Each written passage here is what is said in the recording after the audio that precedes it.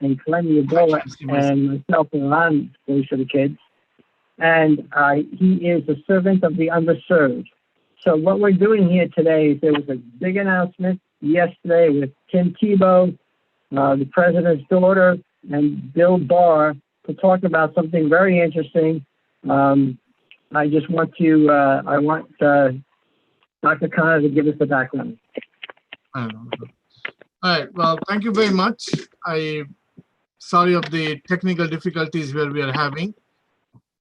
Good afternoon, audience. Good afternoon, Brother Willie. Good afternoon, Clem and Gary. I really thank all of you to tolerate me today because of the technical difficulties I'm having. I'm going to look at the camera, but I don't know what I'm saying, but I hope I am well seen here. We see John in the background. Hey, John, how are you?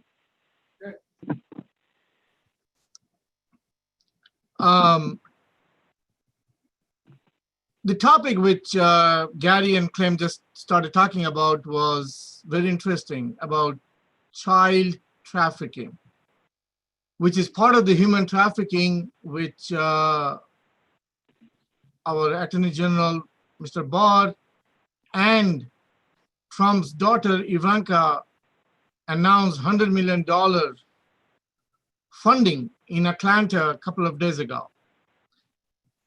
Well, I'm not going to talk about the funding. I'm not going to talk about the dollar amount. All I'm going to talk about here is, because most of our audience are parents of children. So child victims of trafficking are extremely high in United States. Trafficking is not just an issue that happens to people in other countries. The United States is a source and transit country and is also considered one of the most top destination points for victims of child trafficking and exploitation. They may be forced to work in sweet shops or construction sites or in houses as domestic servants, on the streets as child beggars, in wars as child soldiers, on farms in traveling sales crews, or in restaurants and hotels.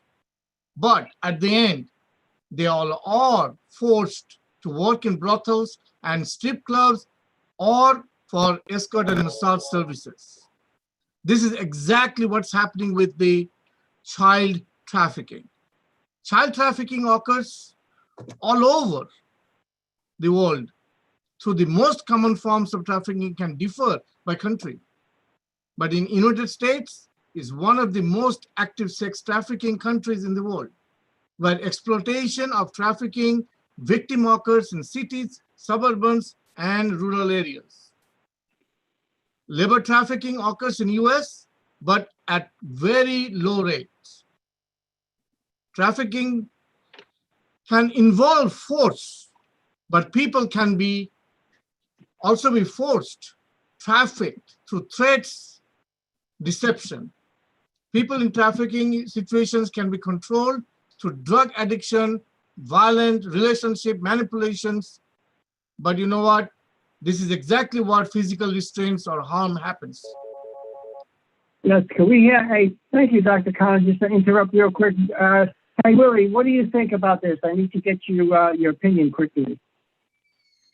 Well, on the trafficking, that's been a long time problem with, people are disappearing, kids are disappearing, and I really don't. I usually have a solution or an answer for everything, but with this trafficking and the way I'm seeing it's happening in the inner cities, the underprivileged, as well as the suburban areas and the blue collar. I mean the white collar and all communities. So it's happening across the board. So I think we really need to address this. I know that with the kids, it's a horrible life when they use them for sex slaves and everything. And I've heard stories that it's even young kids as young as 1-2 years old, and that is just perversion in its best form. Thank you, Willie. Sorry for interrupting, Dr. Khanna. Why don't you continue, and then I know that Clem has some stuff he wants to share. Well, I was just about to say that because we are always serving the underserved and the communities in underserved, especially the African American children, they are, based on FBI report, they comprise 59% of this child trafficking. They comprised all prostitution arrests for those under 18. Why? Why all these victims are African Americans? And you know what? Who takes them? Every other race that takes them. The risk factors, childhood, trauma, and instability makes children more vulnerable to being trafficked. Risk factors for domestic child trafficking include, but not limited to, between the ages of 12 and 14.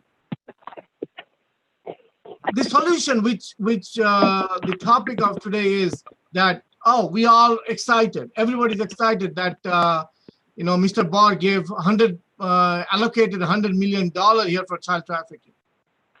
But that's not the solution. The solution is, how can we stop this? This is what exactly why Voice of the Kids, CFC, and the speakers, those who are listening, we all need to act and stop this, because we cannot accept that a child of the age of between 12 and 14 should be kidnapped or should be tempted for doing child trafficking. And you know what? This is all come down to the economical situation of the community, the poverty. So once we address that, then we can control this human trafficking, which is, we are concentrating on child trafficking here. So I will open up the floor for Clem from the Voice of the Kids and Gary to have an open discussion that what is your thought process, how Voice of the Kids can give the solution to the community, especially the underserved community. Most of this child trafficking, as I said, happens in African American children and Hispanic children. Thank you. We're going to turn it over to Clem in just a second. Please call in. This is a very important message. People don't think there's slavery anymore in America. There is slavery. Please call in 212-219-9695, 212-219-9695, and follow us on one of our 7 channels, one of them, Khanna for Kids, on Facebook, Khanna, the number 4 Kids. Clem, turning it over to you now. Thank you. Okay. When we are looking at the factors that facilitate this problem, we see housing as one of the factors. We also see poverty, and we see. And yesterday we started to talk about nutrition, feed the body, feed the mind, and prevent youth delinquencies. When we do the right things, this won't happen. Now, let me just say that in the foster care system, there are 26% of the children that are African Americans.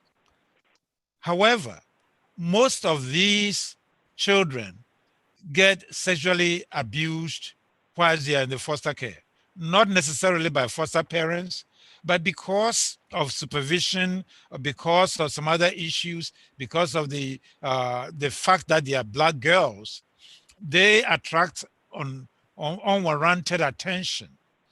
Because of that, they suffer from issues of being runaways or throwaways or homeless. And once they are in that basket, then anything can happen to them.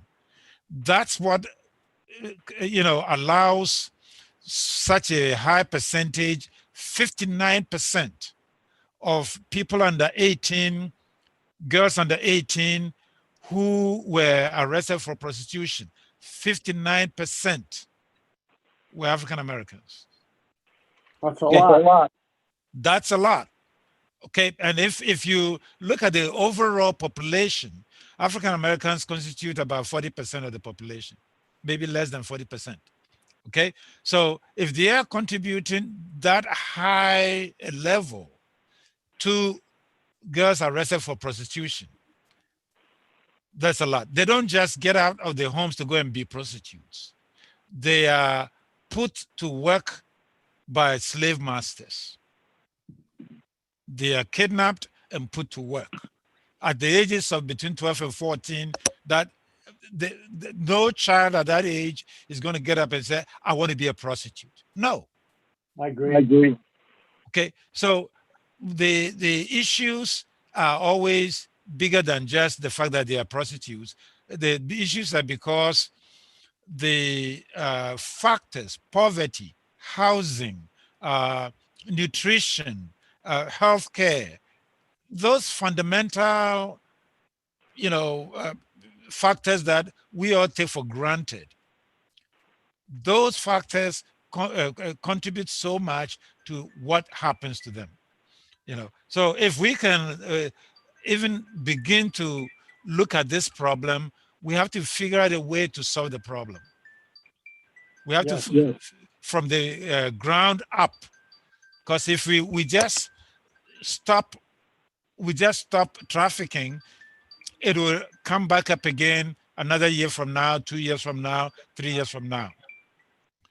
If we, however, make a concerted effort to solve the problem from the grassroots, then maybe over a 10-year period, a 15-year period, the problem has gone away. And that's what we need to be looking at, the long term. Remember, these youth of today are the leaders of tomorrow. The youth of today are the leaders of tomorrow, whether they are the business leaders, the political leaders, the whatever leaders they are, the church leaders, they're the leaders of tomorrow. We need to do everything to make sure that they can transition properly without any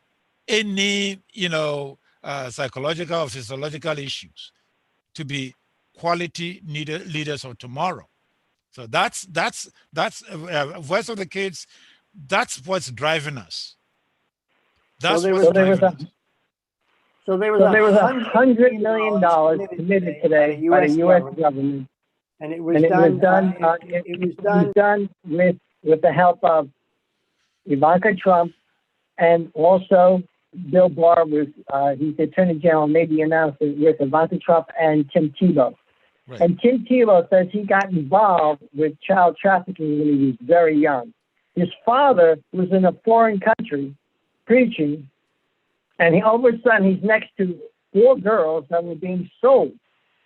So he grabbed all the money out of his pocket, which was $1,250, a lot of money back then. He bought the 4 girls. He called his son and said, son, what do I do? I just bought 4 girls. And they said, you know what? We'll take care of you. We'll take care of them. He got involved with that, and it has been an issue for him for many years. So that's one reason that Tim Tebow has been involved. It's also been an issue for Ivanka Trump. So it's an important issue for this country. It's a hidden issue. People don't like to think about it. They don't like to look at it, but it's an important issue. Yeah, but the main thing what we want to focus here is that how that fund can use properly to stop the thing, not after the child trafficking or human trafficking is caught. Because I know New York is very big, especially Rockland County is very big in soliciting about this type of activities. But before even, just like how Clem was saying, before even it goes to that, how can we educate the parents? How can we educate the children not to be tempted to get to that, even that trafficking? It's not always kidnapping. It is always sweet talks. And it takes a couple of years to develop that sweet talks. Okay. So anyway, I want to apologize the audience and this Brother Willie, Claim, and Gary that I got to get off. But I think I did set up the floor for Claim and Gary to take over. And Brother Willie, I know you can do a good job. Make sure you check your email every day. Okay. So God bless. Thank you very much. God bless you. Okay, God we'll bless talk to you soon. Dr. Khanna. Yeah. Thank you. Gary, you see, oh, okay, go ahead, Willie.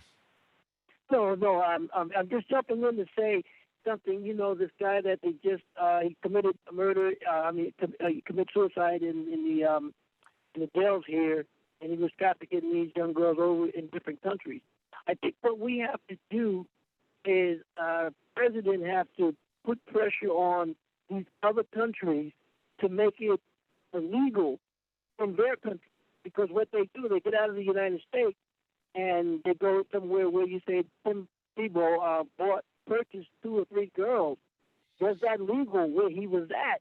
I mean, to do that because he felt for them and he knew they would have been abused if they had left them there.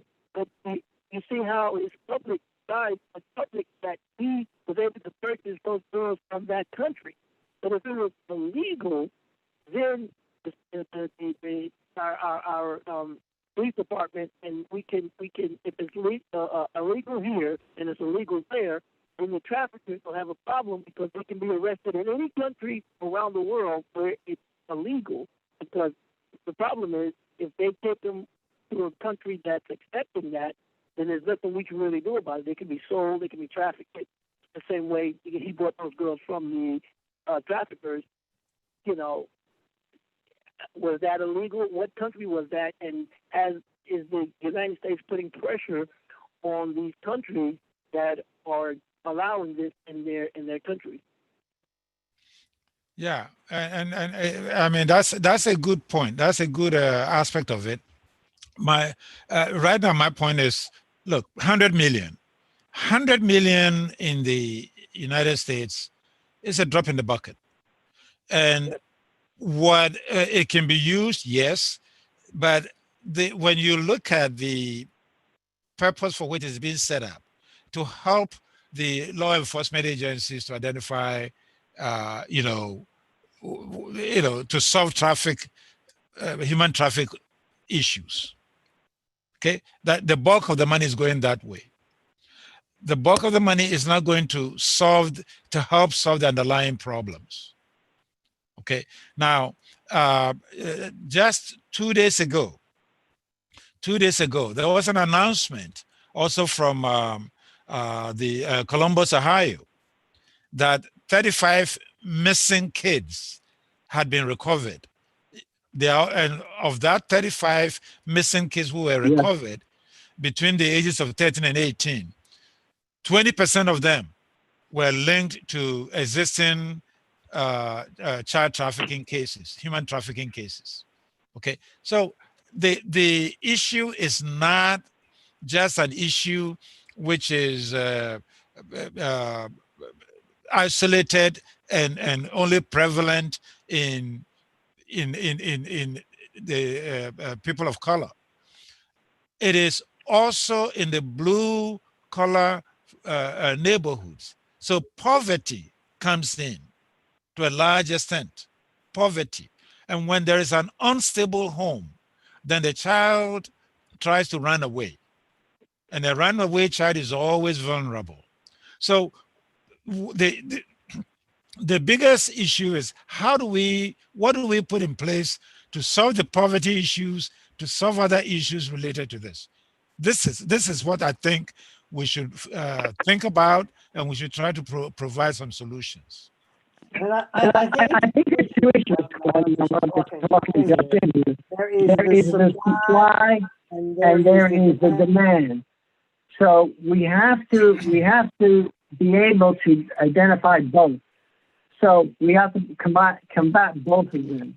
So how do we do that? Well, the supply is the people that are taking these young boys and girls, and yes, boys and girls, and putting them under. We have to stop that.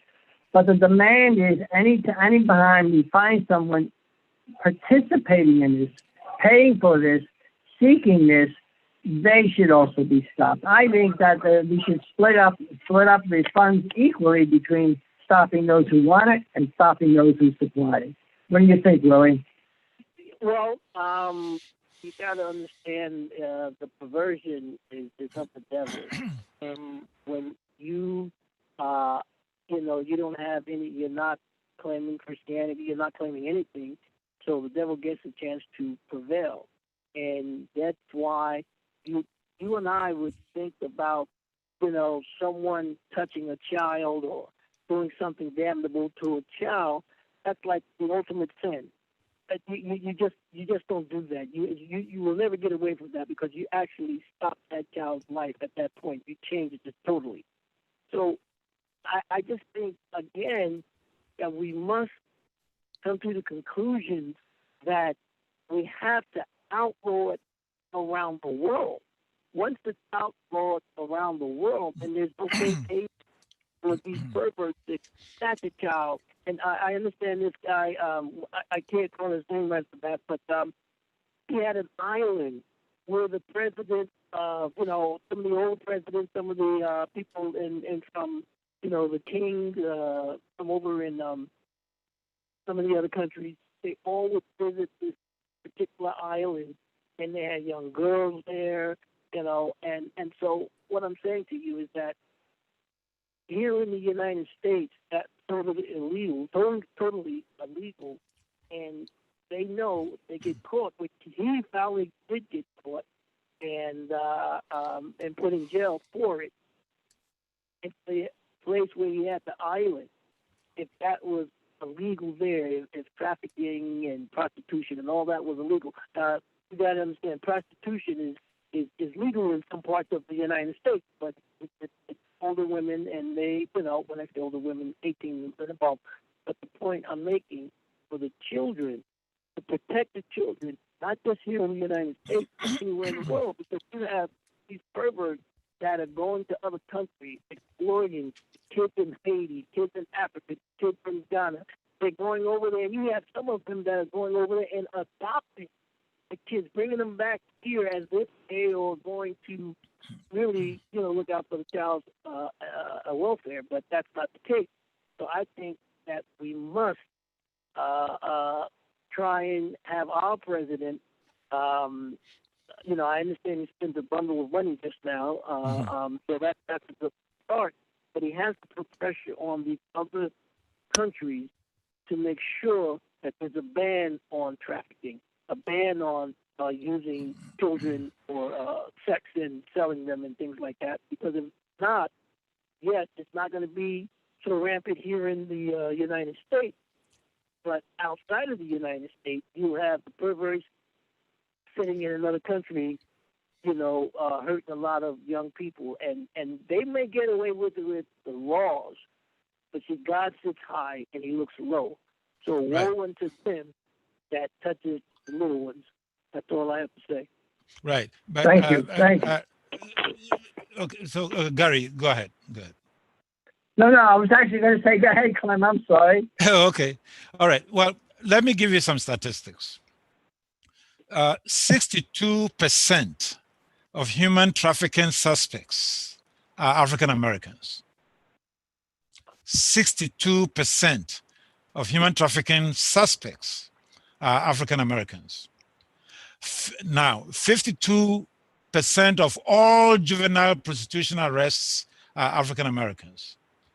40% of victims of human trafficking are African Americans.